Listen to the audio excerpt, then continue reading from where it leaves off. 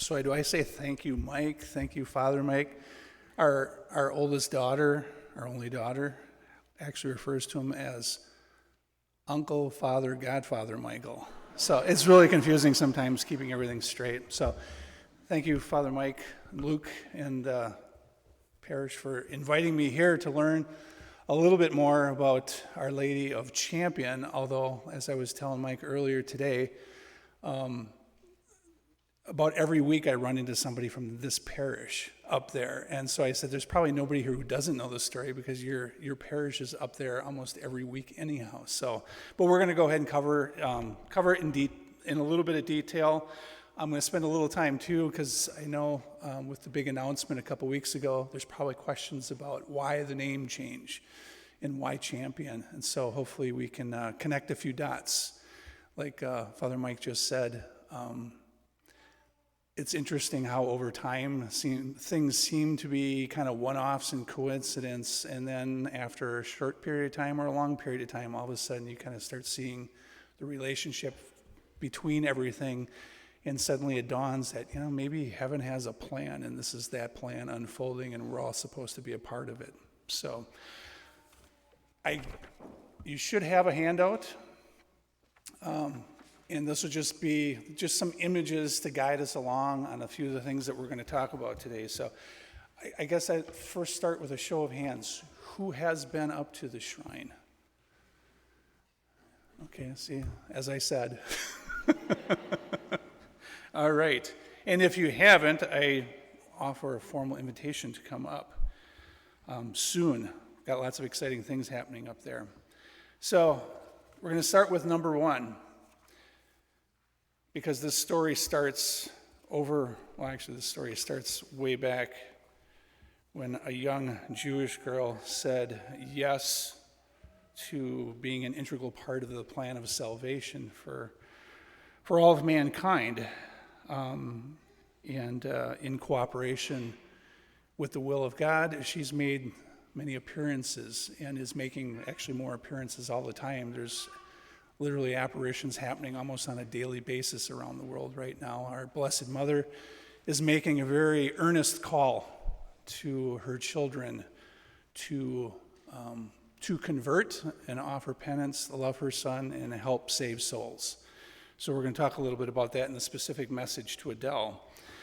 But in case you're wondering, Belgium, I've kind of highlighted there where that exists over in Europe.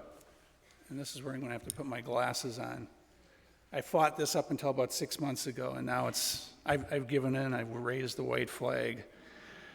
But you'll notice Adele, who was born in 1831 in the town of Dion-Laval. So if you look on your map there, you'll see where Brussels, which is the capital of Belgium.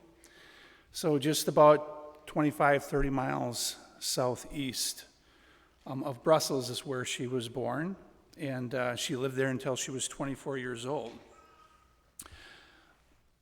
She was a devout girl of the family. That area of Belgium, actually, very Catholic. Lots of French influence in that particular area. And so a lot of the devotions that had been followed and adhered to from the French people really followed into Belgium as well.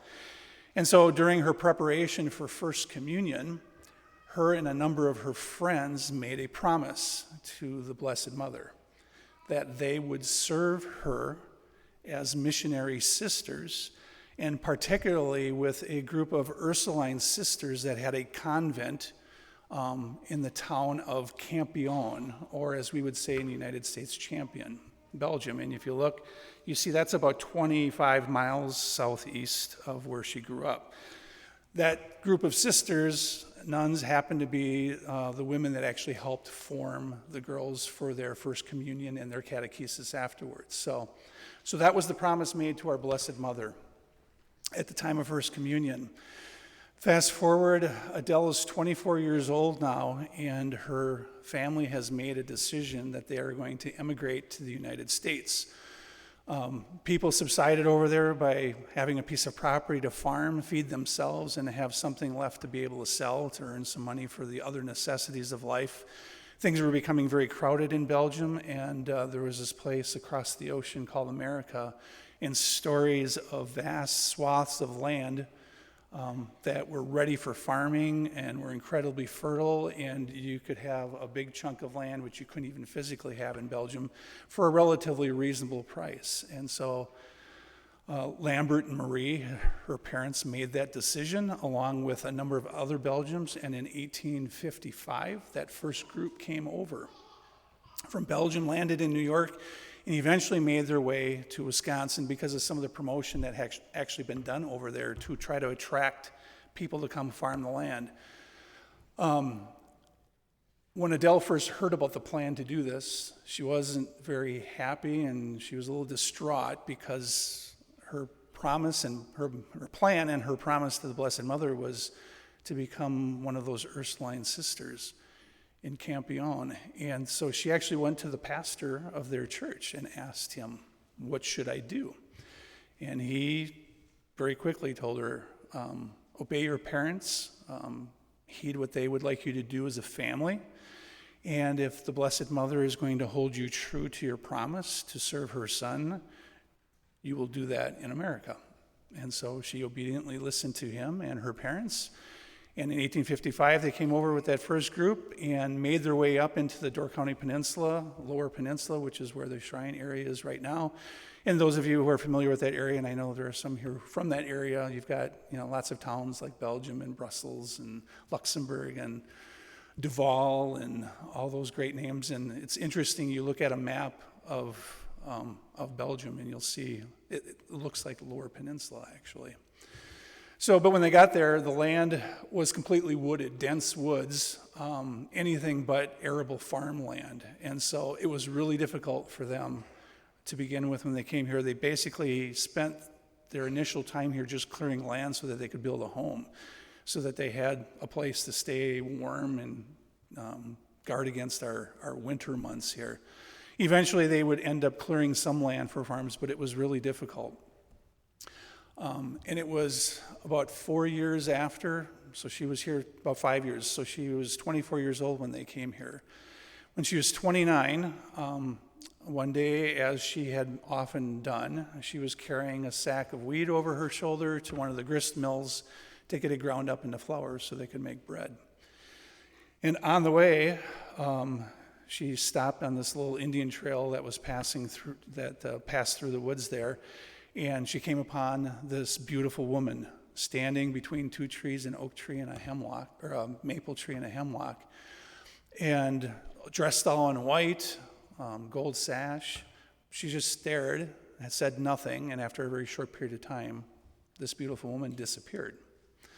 So obviously Adele was a little frightened and certainly was wondering what that was. She talked to her family about it. And they immediately, and again, this just goes back to the piety that a lot of them brought with them from Belgium.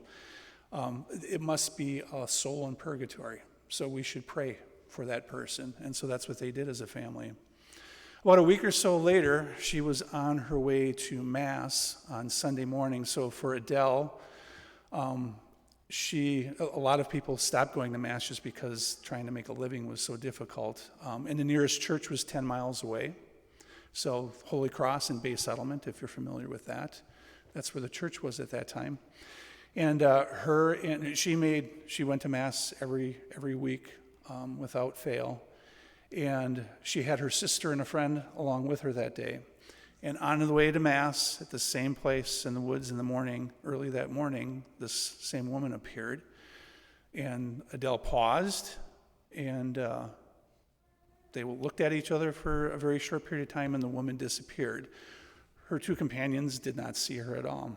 So being really troubled by this, when she, after Mass, she talked to the pastor at Holy Cross and told him what was going on.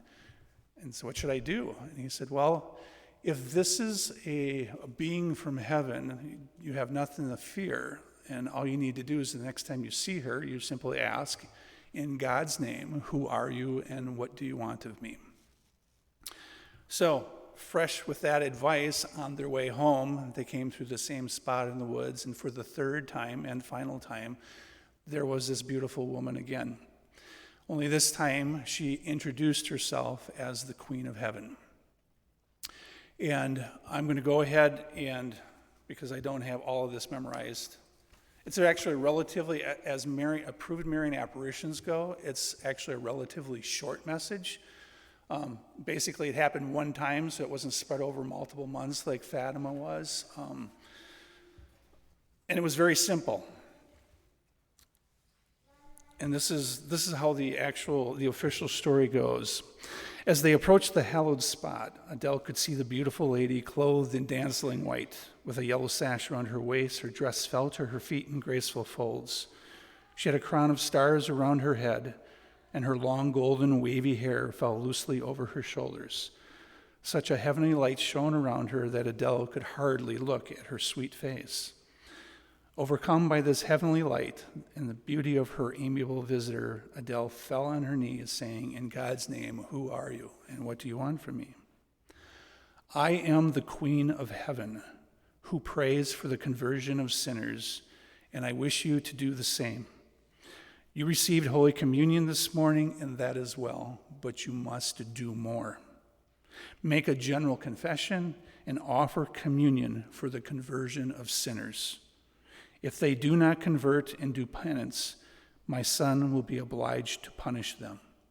And just a side note, if you look at all the approved Marian apparitions, that part of the message, the praying for the conversion of sinners, offering communion for conversion, and the reality that if people don't convert, her son would be obliged to punish them, that message is consistent through all of the approved apparitions. So why does the Blessed Mother go ahead and appear to certain individuals over time, especially in the last 150 years? It's primarily a call for conversion of self and to help us help the conversion of others. So back to the message. "Adele, who is it?" said one of the women, "and why can't we see her as you do?" "Kneel," said Adele. "The lady says that she is the Queen of Heaven." Our Blessed Lady looked kindly at them and said, "Blessed are they who believe without seeing." Then Our Lady asked Adele, "What are you doing here in idleness while your companions are working in the vineyard of my son?" If you remember, she's 28 years old now. Her friends who made that promise to the Blessed Mother are serving in that Ursuline convent in Campion, Belgium. And so this reference is to that her friends are working in her son's vineyard. And she's basically politely admonishing Adele, it's time for you to basically take up on that promise. Then Our Lady asked Adele, "What more can I do, dear lady?" Adele said, weeping. "Gather the children in this wild country and teach them what they should know for salvation. But how shall I teach them who know so little myself?" Adele was functionally illiterate. She could write very little in French. She could write nothing in English, and she did not read. So she's being given a mission to be a teacher. And she doesn't know how to read and write herself. Isn't it like heaven to go ahead and choose simple instruments to come and do what seems impossible, but ultimately is possible and obviously gives the most glory to God? "Teach them," replied her radiant visitor, "their catechism, how to sign themselves with the sign of the cross, and how to approach the sacraments. That is what I wish you to do. Go and fear nothing. I will help you." And with that, she vanished. So you see, really simple message, basic message of catechesis. And isn't it interesting that 160 plus years ago, she makes a reference to this wild country and a very simple message of catechesis.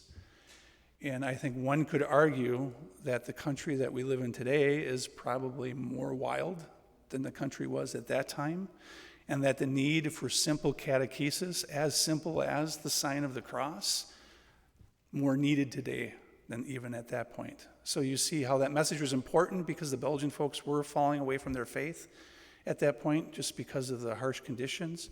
But like many of heaven's messages, timeless and more relevant.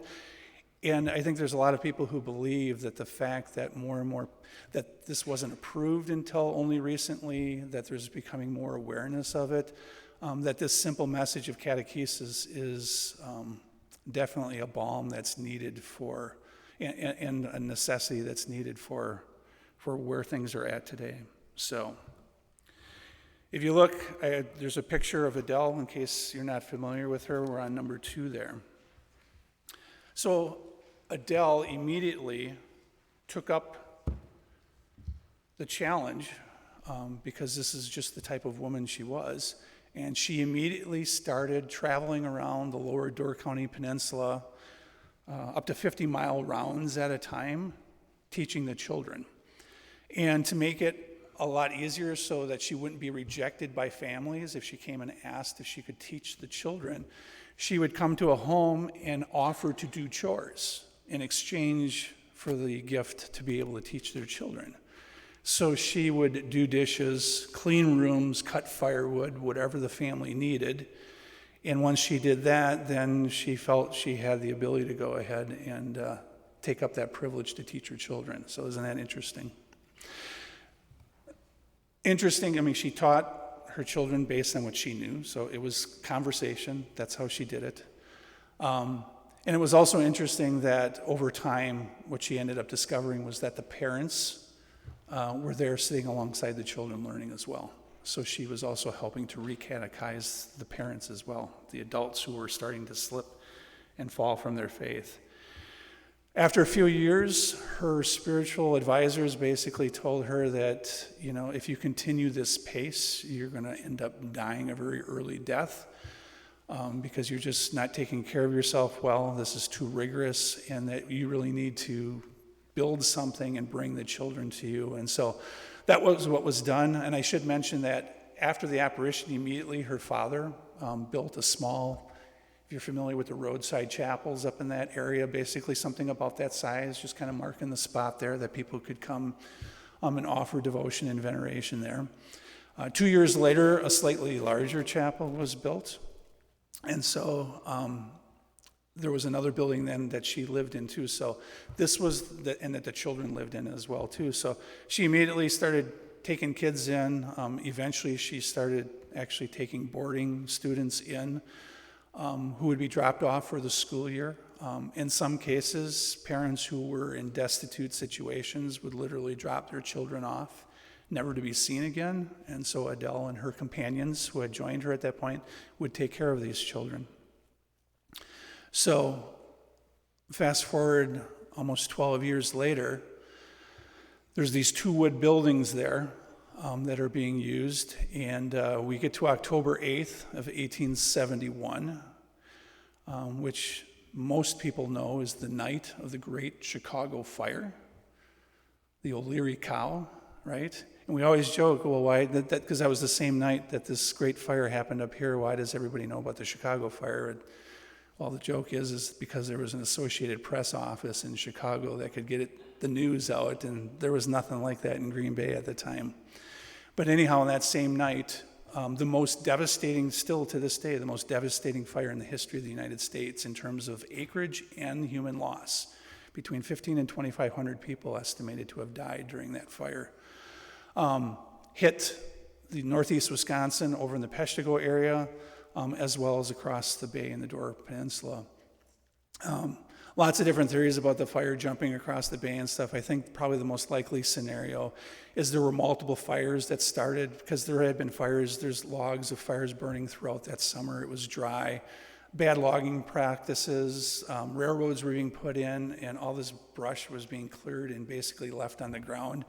So you've got all this tinder that's during a dry period of time, so conditions were actually pretty ripe for a fire like that anyhow. So it looks like there were 3 fires, one that actually started like in a little Swamico area and burned north, another one that actually started just south of Peshtigo, and then another one that started over in the New Franken area, which would have been the one that burned the peninsula. And if you look at your picture there, you can kind of see the little map area there that shows the total burned area of northeast Wisconsin.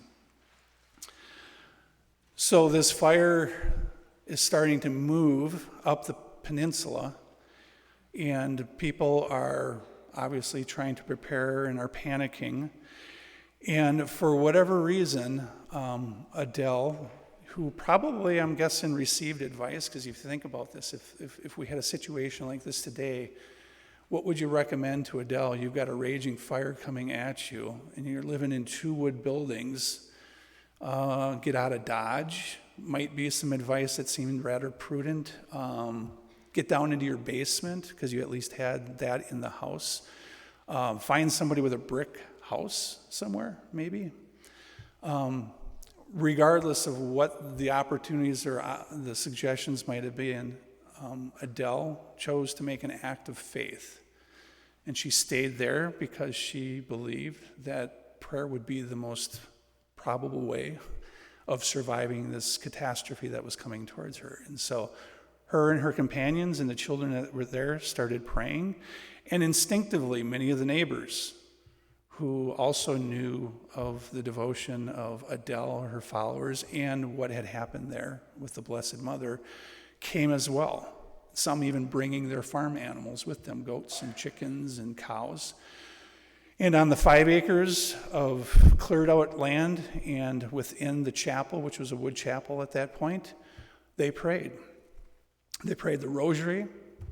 They lifted up a statue of the Blessed Mother and processed her both around the inside of the chapel and around the perimeter of the fence, which today, if you go up there, is basically where the rosary path is out and back. That kind of marks the 5 acres plus the 2 buildings up front. And they talk about, when the fire would get too hot one way or embers would be coming, they would turn and go the other way. And after many hours of prayer, shortly after midnight, a rain came and doused the flames. And it just so happens that after midnight, it became October 9th, 1871, exactly 12 years to the day of that 3rd apparition when the Blessed Mother gave that message to Mary. There are those who believe that the prophecy that was given by the Blessed Mother about if people do not convert, my son would be obliged to punish them. Many at the time believed that Peshtigo fire was actually that promise carried out. The next day, when the sun came up, what was there in front of everybody was nothing short of a miracle. Father Piernan, who was the pastor up in Peshtigo, which dealt with his own issues, and there's a miracle there in terms of the tabernacle that was saved from the church, and how it was eventually recovered after he lost it in the river. Made a trip down and recorded it in his diary, and he described that area where the shrine is now as an emerald isle in a sea of ashes. So the 5 acres were green, the wood buildings untouched, everything around it black ash, burned. References to the fence that basically bordered the property, the fence was burned on the inside, or on the outside, untouched on the inside. So that's probably the first of the recorded miracles, is very well that there was probably things like that happen. But that particular event and miracle had a big impact on the investigation that happened later on. So Adele continued her mission eventually in 1880, so a few years after the fire. The 1880 chapel, which was the first brick chapel, was built. 5 years later, the schoolhouse, which was built, which is the schoolhouse that still stands there today. So that's the only building on the site now that actually dates back to the time of Adele. Eventually, that 1880 chapel was once again raised for the 3rd time, and a 4th chapel, bigger, was built in 1941, which is the chapel that's there today. Adele continued her mission. She died in 1896, and for those of you who have visited there, you might have seen the graveyard right on the side of the chapel where Adele is buried. One of her first companions, one of the Allard girls, is buried next to her, as well as a couple other helpers that came later on, actually after Adele's time, and then a number of children, because they had a number of different smallpox outbreaks that happened during the time there, and there were no families, and so the children were buried there as well. So in 1902, after Adele's death, there was 2 of her companions that were left. At that point, the bishop basically gave to a newly formed order of nuns, the Bay Settlement Sisters, the Sisters of St. Francis of the Holy Cross, were given the keys for the shrine and asked to take care of that. And so Sister Pauline LaPlante basically took over from Adele, and interestingly enough, Sister Pauline, as a young girl, learned much of her catechesis from Adele. So that's interesting how that carried on. Fast forward to before 2010, Bishop Zubik was the bishop of Green Bay Diocese at that point, and he had spent a fair amount of time and obviously had heard many of the stories, was very aware of the devotion that many of the faithful had to Our Lady of Good Help up at the shrine there.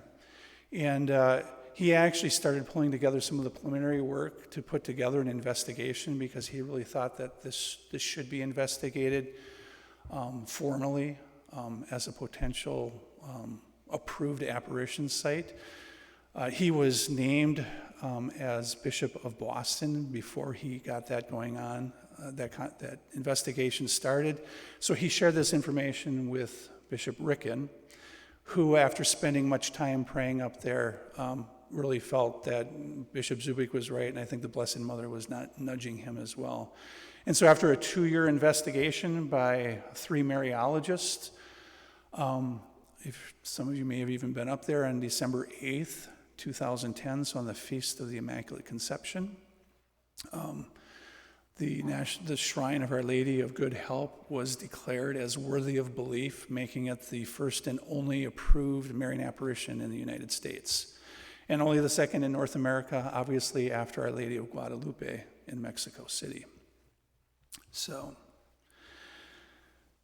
a few years later, it was declared national, and then about 2 weeks ago, there was this big announcement about Our Lady of Good Help, which all of us have known for all of our lives up until 2 weeks ago, suddenly became Our Lady of Champion. So does anybody have any questions on why that might have happened? Anybody curious on why the name? Yeah, okay. Let's spend just a few minutes on that part. Number 4, we're going to start this with a question. Does anybody know which church that is? That's next to number 4 on your sheet.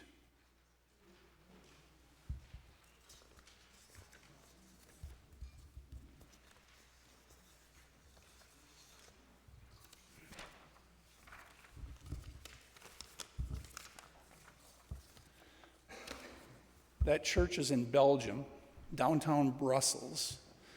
It was built in the 14th century, and I'm not sure what the name of it was at that point, but in the 17th century, a major refurbishing job was done on it, and during that process, there was a statue of the Blessed Mother that was discovered, to which there were a number of miracles that were immediately attributed. And at that point, they changed the name of that church to the Church of Our Lady of Good Help. So, if you look in France and Belgium, I believe in France, and I don't have the numbers, I thought I had that with me, but I don't have that with me, the specifics, but in France, there are 3 basilicas, I believe like 6 churches and another 5 or 6 chapels in France that are all dedicated to Our Lady of Good Help. In Belgium, there's actually 3 churches that are dedicated to Our Lady of Good Help. This is one of them. And then there's another church that's only about 15 miles from where Adele grew up. I believe it's the Church of St. Stephen, but in that there's a statue that's dedicated to Our Lady of Good Help. So when you think about, well, where did the name of Our Lady of Good Help, and shortly after the apparition there, the local folks put a sign on that second chapel and said Notre Dame du Bon Secours, which is Our Lady of Good Help. And the reason that was done was because the Queen of Heaven, through devotion, through several hundred years actually of devotion in Belgium, that's how many of the Belgian people knew her most intimately and familiarly. Is that the right word? Does that work? Was Our Lady of Good Help. And so that's why, because there was nothing that, obviously Adele introduced herself as the Queen of Heaven, so there was nothing other than their devotion to Our Lady of Good Help and the fact that she ended that message with, "Fear nothing, I will help you." So that's the name that stuck for a period of time. Obviously, you've probably already made the connection between that Ursuline convent and Campione or Champion. So the only thing that's left missing is, well, what's the connection? How did Champion come about here in Wisconsin? Because at the time of the apparition, that area was actually formerly known through the post office as Robinsonville. And I'm sure there are many of you who are here, our family, growing up not in that area but across the bay. When we would go, Mom and Dad would say, hey, we're going to Robinsonville, or we're going to the chapel at Robinsonville.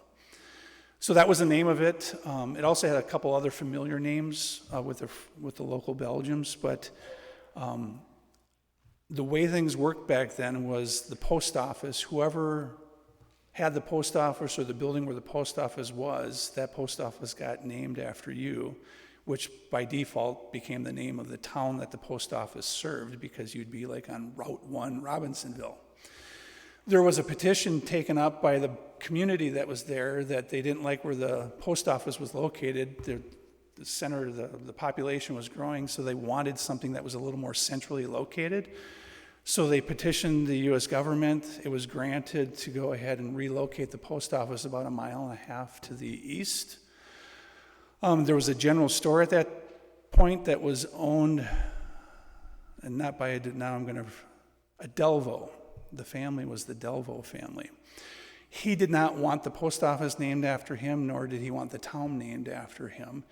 And so they started talking amongst them, and Adele made the suggestion of Champion because of the promise that she made to our Blessed Mother back in Belgium to serve her son in that convent in Champion. And so there's also another story that there was a Champion manufacturing plant that was there as well that made agricultural products. Could very well have been that both of those, but regardless, Adele wanted that named after the promise that she had made to our Blessed Mother, and so the name officially became, in the early 1890s, while Adele was still alive, became Champion. And so what this name change does is really records that connection of the mission of Adele when she went to our Blessed Mother and said, I want to serve your son in Champion, and Our Lady showing up those many years later saying, I want you, Adele, to serve my son in the town of Champion. And we'll get back and talk about that in a minute, about prayer when we finish up. About just, when we take our prayer to the Blessed Mother, how things can be answered exactly as we ask them, but in a way completely unexpected. So, any questions before I go just on that part? All right. Finally, we're going to go ahead and talk about some of the extraordinary things that have happened, some of the miracles that have happened. Obviously, the first and probably the most famous of those miracles is the fire, the quenching of the fire and the saving of the property and the buildings and the townsfolk there. It's interesting, you go back and look. I actually went into the archives, and this is a little history thing that had been updated on a somewhat regular basis. So this was issued on August 15th, 1924. So this covered the time from 1860 to 1924. And so even at this point in time, we hear about a child who was almost blind, was brought to the chapel from Bay Settlement. She was suffering with measles that had affected her eyes in a way that the spots and scales were basically forming on her eyes, and she couldn't see. After praying to the Blessed Virgin, almost instantly the cure set in, and within a short period of time, her eyes were as sound as ever. Another child, 5 years old, could not walk. The child's mother made a promise to visit the chapel on foot. She made a pilgrimage of 16 miles, and feeling confident that her prayers were heard, she took the little boy by the hand, and when she got home and told him to walk, the child had never walked, but from that moment, he took his first step and never stopped walking. So this obviously is from a long period of time. We hear stories on a regular basis, daily basis, of not just the physical feelings, but the spiritual healings. Actually, probably one of the most common prayer petitions that we hear, but also resultant miracles, actually has to do with children, adult children who have left the faith and have broken their parents' hearts, usually their mother, who comes to ask our mother to help bring those children back. And we hear stories all the time, and that really obviously gets back to that whole original message to Adele of praying for conversion. That's really become an emphasis. Our new rector, Father Joseph, whereas there was a lot of emphasis in recent years on the teach the children what they should know, and the basic catechesis. I mean, it's still an important part, but there's becoming a little more emphasis on that praying conversion, and especially offering our communions, and us understanding that what the Blessed Mother is telling us to do, that the power that we have in prayer, in working in union with the Blessed Sacrament, and the participation of Mass and offering communions, when the rest of the world has turned their back on our Lord, we have to step into the breach and try to pick up the slack for them. And I mean, we obviously want to do that for our own family members, but it's something we owe to our fellow Christians and our fellow human beings, period. So we're hearing a lot of those. Some of the other physical miracles that have happened recently, we've got, I don't know if any of you have ever seen some of the oil, and it's not like there's like a special rock that oozes oil or whatever. It's just oil that's blessed at the shrine there. And like any sacramental, people are making an act of faith. And within a 2-week period of time, we actually had 4 different stories shared with us. 3 had to do with the oil, and 1 with just the water and a rosary that they had brought up there and prayed the rosary to the Blessed Mother. But a story that was shared with me directly about a father who was suddenly having chest pain or stomach pains. And his children brought him in because he was really complaining and they felt something strange in his stomach. So they brought him in for a physical exam and they found a mass in his stomach. And so they immediately ordered scans. And they found a huge tumor, a cancerous tumor that had formed in his stomach. And not only had they found that there, but they found cancer throughout all the organs in the body. It had already metastasized through his entire body. So they basically asked the hospital, go ahead and do something for his pain right now, but we need to take Dad home. And obviously we've got some things to talk about here because the prognosis wasn't very good. They got home and they prayed, and somebody had just recently visited the shrine and prayed up there and brought some of the oil along. And they prayed and just simply anointed their father with the oil. A few days later, he made the comment about how his stomach wasn't hurting anymore. And so they took him in because it felt different. They did the physical exam, and the doc could not find the tumor there anymore. He couldn't find a hard substance there. So they immediately ordered scans again, and when the scans were done, the stomach tumor was completely gone, and there was no cancer left in any of the organs that were there. And this was without intervention. So, again, don't be afraid to ask for miracles. We had another one like a week later, an ophthalmologist who had a woman coming in. She had been dealing with degenerative eye disease for quite some time, and it was getting worse. And he's like, there's not much we can do about it. So she asked him to pray with him. They knew each other through a long relationship, and were both Catholic. And so they prayed together, and he said, you know what? I was just at the Shrine of Our Lady of Good Help in Wisconsin. Let's get some of that oil, and I'll go ahead and bless you for something from the shrine that I have there. Almost immediately, she felt a change in her eyes, and the degenerative macular degeneration that she had within a couple of weeks was completely healed. So, why do these things happen? Lots of people are coming and praying. Some cures happen immediately, and that's done I think that's done to go ahead and strengthen and embolden us to continue that prayer because, a lot of us, we have our doubts and we sometimes need to have our faith kicked up a couple of notches. And so our Blessed Mother and, her Son through her give us these consolations to go ahead and encourage us along the way. Sometimes we're praying, in fact, maybe more often, we pray often and those things don't happen. And I think that's just what I want to close on. This whole concept of Adele asking our Blessed Mother to serve her son in Champion, She made that promise, that prayer, and if you think about it, First Communion when she's a young girl, she's growing up, still not there. Parents want to move to America. The harsh life she had to deal with over here. You can imagine the doubts that could have possibly been going through her mind. I made this promise. I asked for this prayer. I wanted this to happen. It's a good thing I'm desiring. It's something to serve God. And it's just not happening. And yet, when we fast forward the movie to the very end, we find out that her prayer was answered exactly as she had asked, only in a completely unexpected way. So I think that's encouragement for all of us. When we're praying and those prayers don't seem like they're being answered, our Blessed Mother, who offers those, after purification, she can offer our intentions perfectly to her Son. She's our advocate.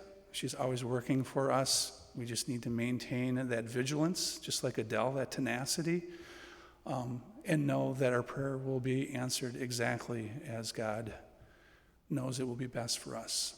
So, with that, I thank you. You want to do questions? I think we have time for a couple quick questions, if anybody has any. Does anybody have any questions? Oh, pick me. Yes, Father Michael.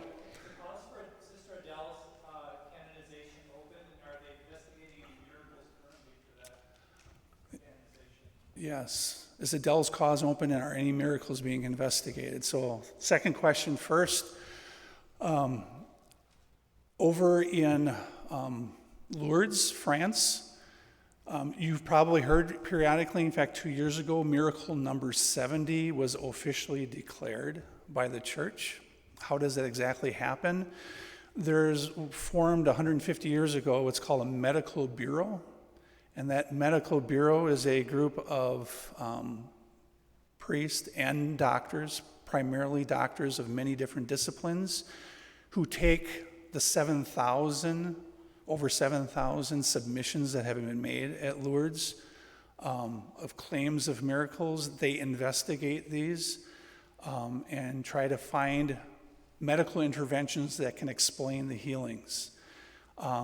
When they find something that was cured instantly and is long-lasting, and they can exhaustively show that there was no medical intervention ever done that could explain this cure, that's when the medical bureau goes ahead and officially closes the case and declares this case as not explainable by science.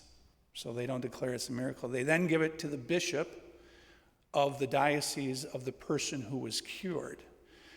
And they say, Bishop, this person from your diocese, we can't explain how this terminal, sudden, and lasting cure happened. So we're going to hand this over to you, and it's up to you from a theological standpoint, a canonical standpoint, whether you want to declare this an official miracle. And 150 years after over 7,000 submissions, Lourdes they approved miracle number 70 a few years ago. The only other medical bureau that exists in the world is in Knock, France, Our Lady of Knock. That bureau was opened up in the 50s, 1950-ish or so about 70 years ago. And they declared their first miracle at Knock Shrine a year and a half ago. So you can see it doesn't happen very often. We are now about a year and a half into the basic formations of a medical bureau here in the United States. We at the Shrine are working with the Sovereign Order of Malta. There's 3 associations here in the United States. There are a number of doctors that exist here in the 3 associations that are also part of that medical bureau at Lourdes, France.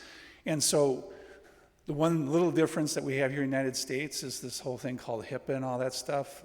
We're spending an inordinate amount of time making sure medical information is protected, something that's not actually as big a concern over in Europe. But we're putting all those things together, and we're hoping in a relatively short period of time, within the next year or two, that we'll be able to make an official announcement that the Medical Bureau has formed and that is beginning to investigate claims of miracles. Right now, we've got about 80 archived items that are digitized in a system that we're building that'll make it easier for the docs to be able to share their information with each other. So, but with that said, if we look to Lourdes and knock, it would be great to be able to be alive and hear that declared, but I'm also not counting on that. That's not a short process. As far as the cause, this is something that you can pray for. We are doing the very initial investigations, including identifying a postulator who is an official representative from Rome that would work with the diocese and with the shrine in that cause. We've made some visits to places where other causes are open, and I'm hopeful and prayerful that within a year we may be able to make an announcement like that. But that's something that really all of you can pray for, because ultimately a cause is opened by the local bishop, but usually it's a response to what's called the call to the faithful saying, listen, we've had many experiences, intercessory experiences, where Adele, through her exemplary life and through our petitions and asking her to pray for us, that we believe that she lived a life of a saint and should be recognized as such by the church. And so ultimately, through both the diocesan phase and eventually the Roman phase, a big part of how that all continues to advance is really based on what the faithful basically call for and almost demand. Obviously, there's also a process in there where there's a couple of miracles that will have to happen as well. But anyhow, keep that in prayer. I'm hopeful that within a year that might be true. So that would be very exciting. Yes? You may have said it, I may have missed it, but the location of where the apparition happened? Yeah. That is not where the chapel is? Yeah, so the location of the apparition is, we don't have an exact area because, Adele's father supposedly built that first thing right between the two trees where it happened. There was another chapel built, and if you look at where those second and third chapels were built, where the sanctuaries and the high altars, they're changed a little bit. Long story short, if you were in the area of where the apparition oratory is downstairs, where you got the statue down there, you got the statue of the Blessed Mother up, within 30, 40 feet of that area is actually where the apparition is. So for all practical purposes, again, there's only 20, 25 approved apparitions around the world. We're within 50 feet of that area. Nobody knows exactly where it is, but I think anybody who's been there will tell you that there's something special going on there, that there's that sense of peace and comfort that people feel there. So yes, it does mark it. Question? I don't know if it's something sensitive, but here goes. With Adele being possibly sanctified, would they ever exhume her body? Yeah, well, as part of the process, this wouldn't happen until the Roman phase, but at some point in time, an exhumation of the body would have to happen. So, and I was briefly given a little booklet that's about that thick. That's just the rules and regulations for how the church goes about exhuming a body. So I haven't read it in detail and don't plan on it in the near future, but that would have to happen. That would have to happen, one, for positive identification, to whatever degree that might be possible, because obviously, that happened quite a long time ago and there weren't a lot of great records then. Potentially for the collection of potential relics. And then obviously there's always the possibility that with some saints there's an incorruption of part or all of the body, but that's quite a ways down the process.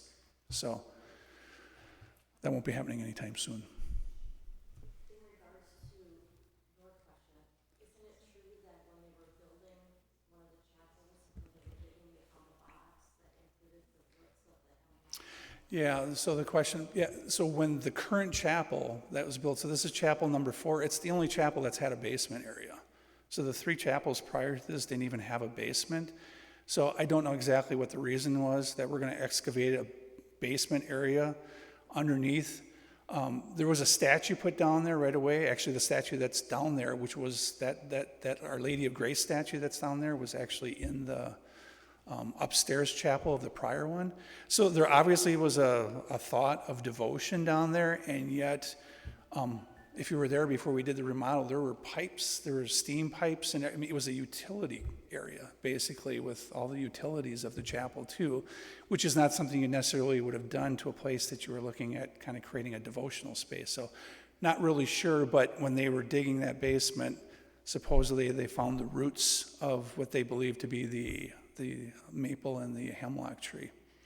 And so they believe that, where those trees were, marked the spot.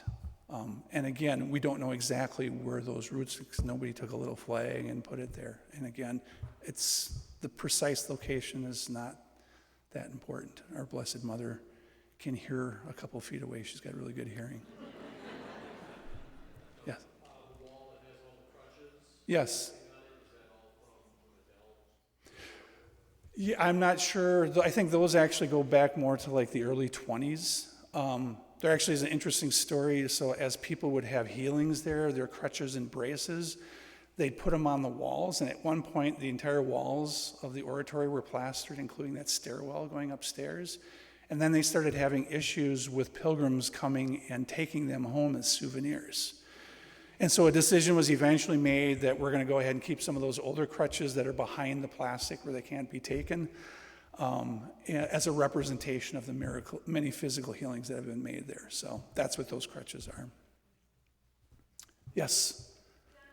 When the announcement was made for the name change, it also stated that there would be a solemnity. Yes, thank you for bringing that. Yeah, so that was the second part. So I covered the how, why the name changed, but what prompted the decision.